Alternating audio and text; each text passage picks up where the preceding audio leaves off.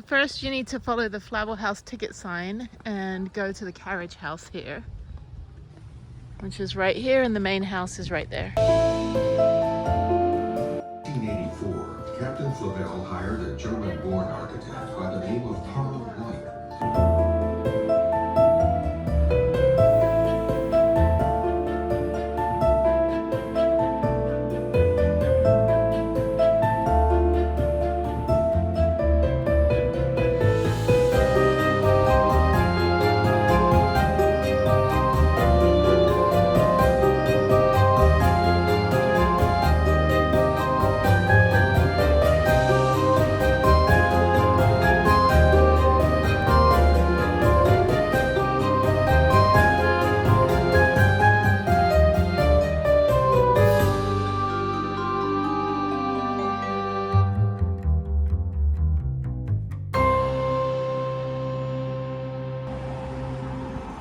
So that was about an 8-minute drive. I parked right next to Gino's Pizza and Burgers. So I'm gonna walk right up here, 0.2 miles.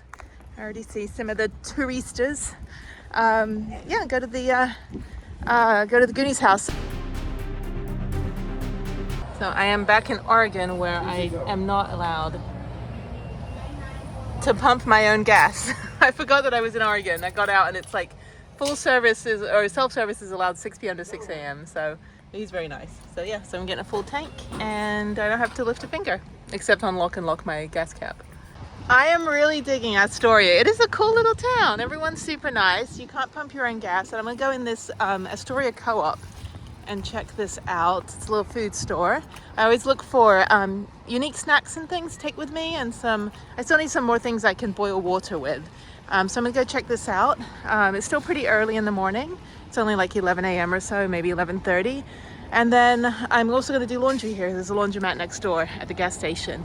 So I think I'll do that. I'm not in a hurry to get back up to Seattle. So yeah, I still don't know what I'm gonna do tomorrow. Maybe I'll pop a squat at Starbucks or something and try to figure out what I'm gonna do. I gotta find somewhere to go tomorrow. I've done all the national parks that I want to do, so maybe just kind of chill on the coast. My next stop is the Maritime Museum, and then after this I'm going to the Astoria Column, which is open until 10. So the girl in the supermarket just told me to check out the column, so I'm going to do that. So let's go check out the boats. And yeah, this is a cool little town. They've got a lot of restaurants from different places, like there's a Nicaragua food truck. There was Ethiopian food in the co-op. So yeah, it's a lot of bird poop on the floor, you know, because it's Oregon, on the Oregon coast. So yeah, I'm going to check out the museum, and then I still have the ticket to the Heritage Museum, so I can do that as well. And I would like to walk down the main road before I park up and do laundry. There's a cinema, there's an aquatic center. This is fantastic. I'm getting good sun too, so that's awesome. This is the Columbia River Maritime Museum, and they also have sea lions. And it's beautiful, really breezy down here as well. I dig this town. This is really cool. They have Oregon State University like maritime research facility and stuff like that, so it's very ecological, which is good. And I guess they have a train as well. Maybe a trolley or something that comes through. Who knows? So a fun fact, when I was 11 or 12, I was actually a sea cadet for the British Navy. So it's kind of like Girl Scouts or Boy Scouts for the Navy. And I got to wear a little uniform. I had my GNTC, which is Girls Nautical Training Corps, like fancy outfit. And then I had my blues, I guess. I don't know what they were called. It was really fun. I learned how to do semaphore, which is the most useless skill whatsoever. So anyway, so yeah, so these this ticket also gets you onto the boat outside. I'm not going to do the movie, but I will look around the museum. This is really cool. And this is the gift shop. Lots of books and things. You can also get plushies. This is great. Okay, I will come back. I don't think I need anything. Okay, let me go check this out. This is cool. There's a lot to do here, actually. So it's definitely worth a day trip from Portland. It's not really that far either from Seattle. And this is the sea lions right there. Okay.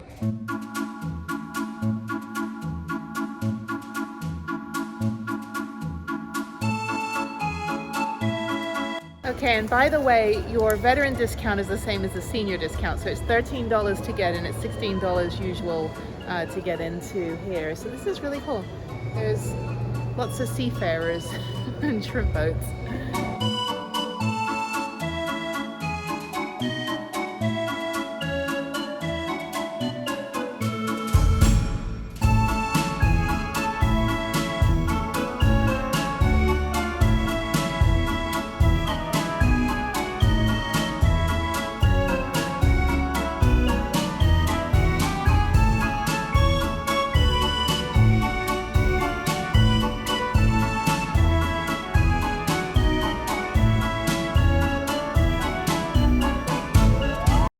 This is a really neat museum, a lot of shipwrecks in this area too. And then they talk about the Exxon Valdez, which I remember, I think I was like 11 years old when it crashed in Alaska and just all the oil went everywhere. And I remember like people trying to scrub the penguins off or something. It was horrible. The birds were covered in oil.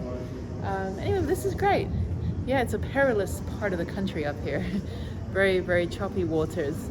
But this is a fantastic museum. It's huge. Lots and lots of really good exhibits and interactive stuff for kids and lighthouses behind me right here. It's gonna flash in my eye in a minute. Oh no, I'm blind, but I can see the shore. Is it gonna flash? It's coming around, hang on. There it is. Ah, my eye.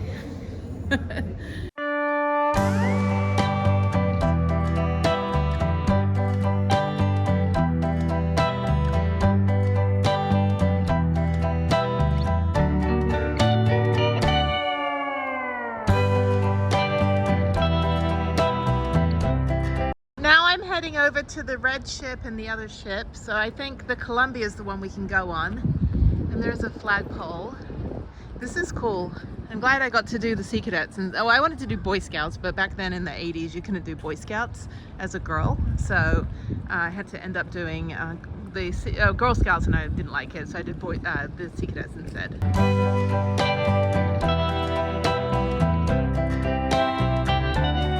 This is an actual Coast Guard ship, so we can't go on this one, but we can go on the big red ship over here. And that's what my boarding pass is good for. This is really cool. The weather has been fantastic on this whole trip. I had a little bit of rain when I was in New Mexico on the previous leg, but this last 3 weeks, the weather has been amazing. So yeah, who said it rains 9 months of the year here? They are lying.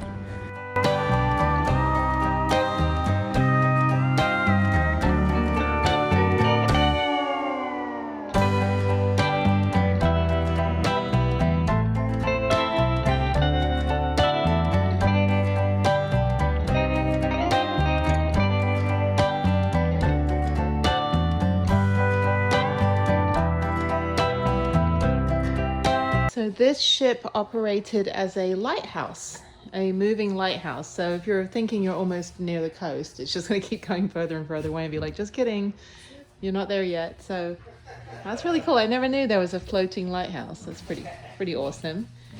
And it smells very moldy down here. But yeah, so life on board the lightship can best be described as long stretches of monotony and boredom. And this is the galley, I believe. I don't know all the names. I know toilet is head. This is the galley, and you have the port and starboard and the deck. It's about all I remember. I can tie knots at least. And these are the engine rooms, the operating room, and this is also the galley. I think this is the chow hall. I don't know what they call it. In the Army it's chow hall. I don't know what they call it in the Navy. And yeah, food machine, beverages, and you can just kind of wander around. It's all self-guided. These are lockers over here. So these are the storage lockers and more bunk beds. I had a lot of friends that were on the Kitty Hawk in Tokyo when I lived in Japan, so I used to hang out on it a few times. But they had bunks where they could actually close the door on themselves, and they were just like glorified coffins, basically. But yeah, this is where they would sleep.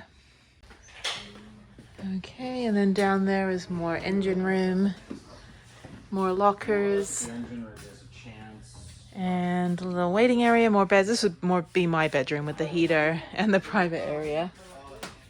And lockers. Yeah, I don't know. I guess there's like 20 people on this thing. There's quite a lot of beds. And you just kind of squeeze through. Okay, let's go into the toilet, into the head. There's a urinal, there's bathrooms, very exciting. Engine room. There's me. And yeah, over here. All right. Okay. Yeah, I've still got my Goonies shirt on.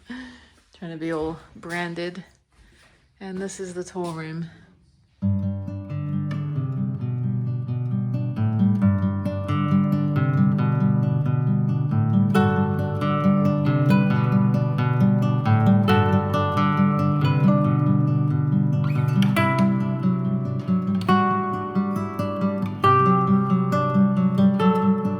My next stop is the Astoria column, which is this. You can go to the top.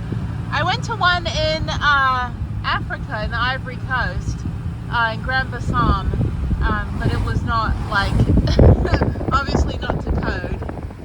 But this is pretty cool. Okay, I'm at the column. I guess you can go up to the top. There's also a trail, Cathedral Tree Trail. And you can have a picnic. This is a fantastic view. I'm actually kind of hungry, so I'm gonna make some food and just relax for a bit. Yeah, those are the cathedral trees. And there's a gift shop. So I'm going to first walk to the gift shop. I'm gonna make some food. I think I should climb this first. Yeah, maybe I should climb it first and then eat some food afterwards. But yeah, I can just chill out up here in the $5 pass in the blue. I'm getting all these annual passes now. The blue card is good for a year, so you can come back anytime. I'll definitely be back here. This is absolutely beautiful. This is fantastic. Okay, so my exercise for the day is to climb this thing. And let's do it. And there's Prudence. And I will make some lunch and have a little picnic.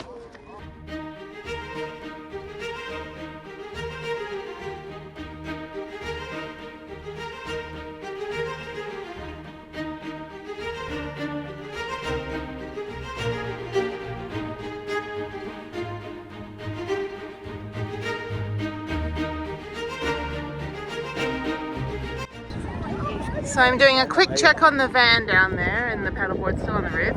So there's Prudence, and there's the view. It's beautiful. Awesome. Okay, that's done. Now I'm gonna walk down.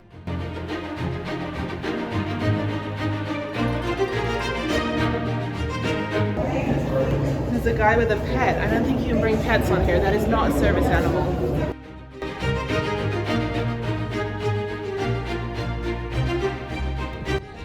Okay, now that I've been liberated, I'm gonna go ahead and go to the gift shop. Yeah, like the woman with the dog, there's no room for dogs in there.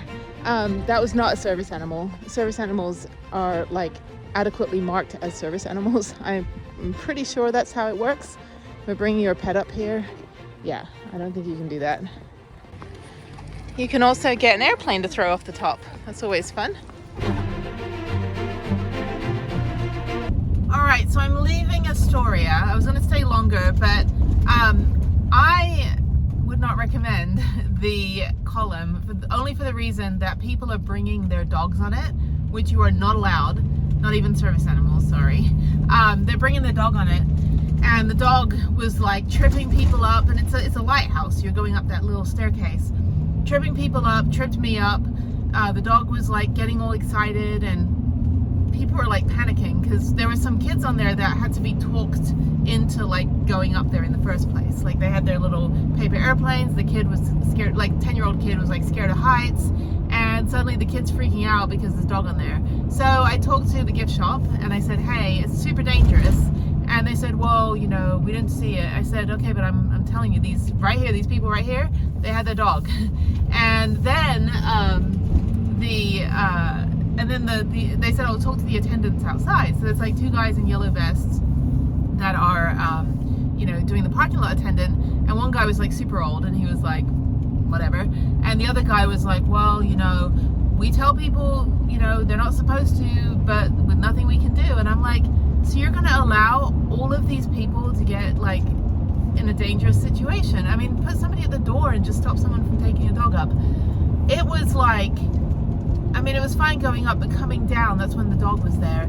You cannot bring, like, this is holiday weekend. I've been to 10 national parks in 2 weeks, and the number of times I have seen people bring dogs on trails that are not service animals, I'm just like, you cannot, like, just stop being a bad pet parent. I mean, what is this, Austin, Texas? Like, it is so dangerous, and it's so bad on the, you know, for the ecosystem. That's why there's a reason, like, rules are established. A lot of the national parks were pretty much destroyed before they became national parks, like redwoods, for example.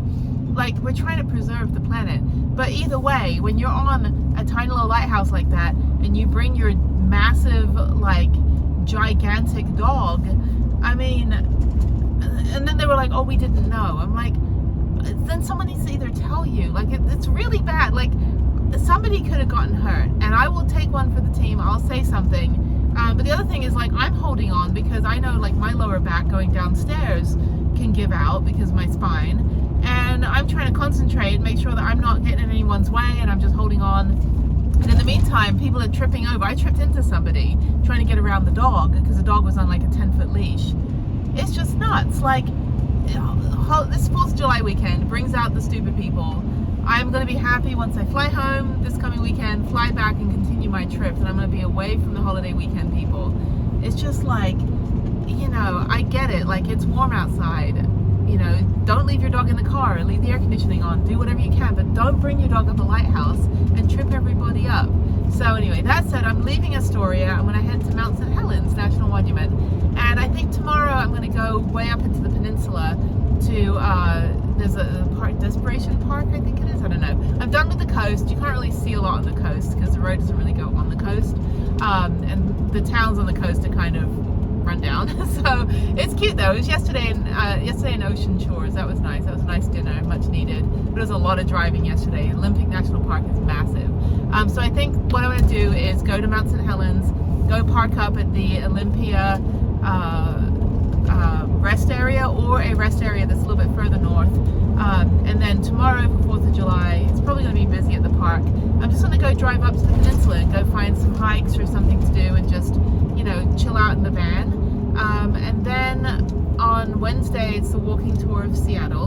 And then I think Thursday morning, super early, I'm going to do laundry.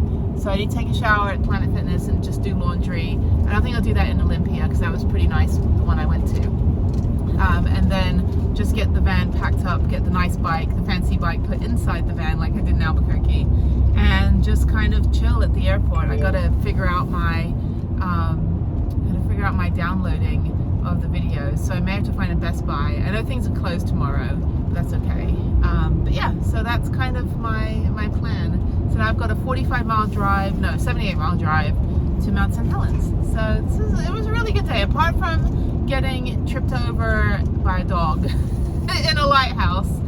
But I mean, I would go to the column, but I did, you know, call the city and just let them know, and she was horrified. She's like, what? And I said, yeah, and the guys aren't doing anything about it. They're not, you know, put someone at the entrance and just say, don't bring your dog up, because there must have been 70 people in that thing climbing up and down those stairs. And, you know, it was, yeah, it's just, it's dangerous.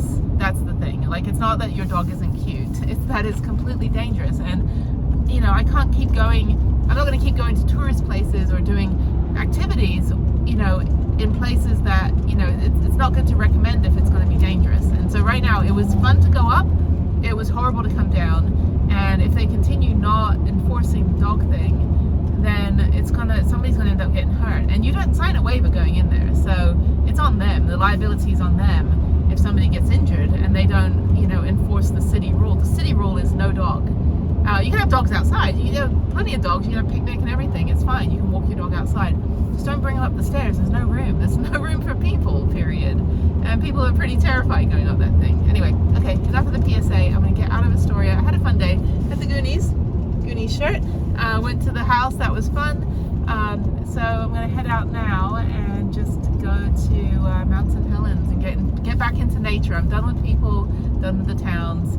Yeah, holiday weekends are brutal. I was in Gatlinburg this time last year, and also over in Tennessee, and that was a madhouse. That was super fun though, like to hike in the Great Smoky Mountains and to camp, but it was raining and the weather was kind of crap. This weather's been gorgeous. I have lucked out and I'm super happy. And Astoria is great. The museum was great. Everyone's super nice. It's just that, you know, there were more than one person was taking their dog up, and I think they saw that one person took their dog up, so they took their dog up too.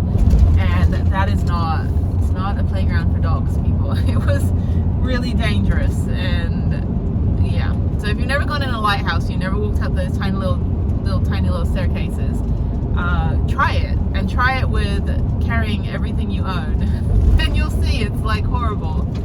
What am I saying? Okay, I'm gonna go drive and decompress, and I will see you later.